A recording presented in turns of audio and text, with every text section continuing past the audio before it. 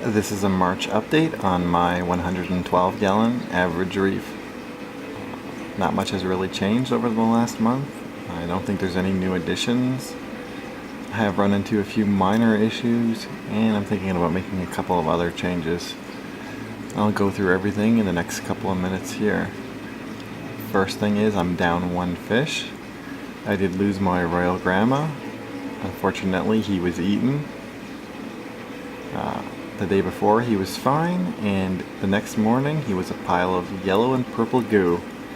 Every once in a while the ryhzo will catch a fish. It's caught some anthias in the past, but it's not very common to happen.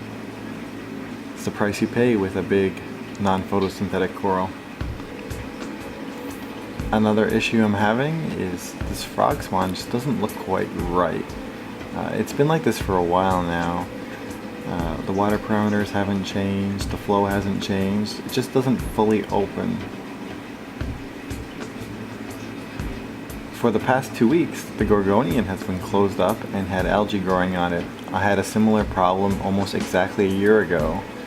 It turns out it was just shedding its skin, which I kind of figured it was, and now you can't even tell that it had any issues at all. A long time ago, this Monty cap here completely died off. It's actually growing back now, which is kind of interesting. I guess a few polyps did survive. And even my green acro is looking better after looking progressively worse each month for some time. Over here I'm gonna have to make some changes. Everything is overgrown.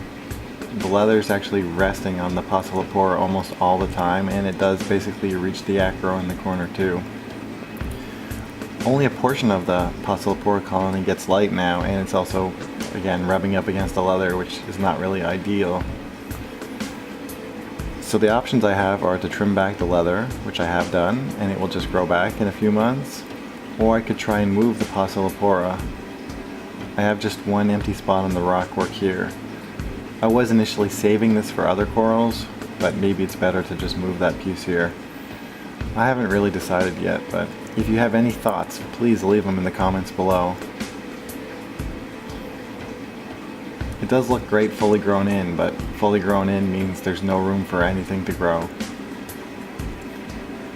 The battle with estrina starfish continues. I'm really surprised there's still so many in the tank. I remove them once or twice a week, usually when I'm just doing a water change, and here's the pile so far. Yeah, there's been thousands removed. On the plus side, the zoos and pallies are definitely looking better. Again, they weren't eating all of them, just some of them, and it's not all the starfish doing it, but obviously I have no way of telling by looking at them. Now the only issue they have is these chalices are growing into them.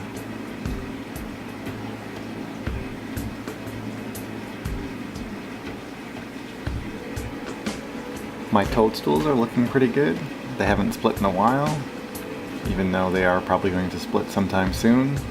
It's nice when they get to be bigger. I wish there was a way I could get them to get super big, but for whatever reason they always drop frags. Really not much else has changed, so I'm not going to make this video too much longer. Everything is looking good though.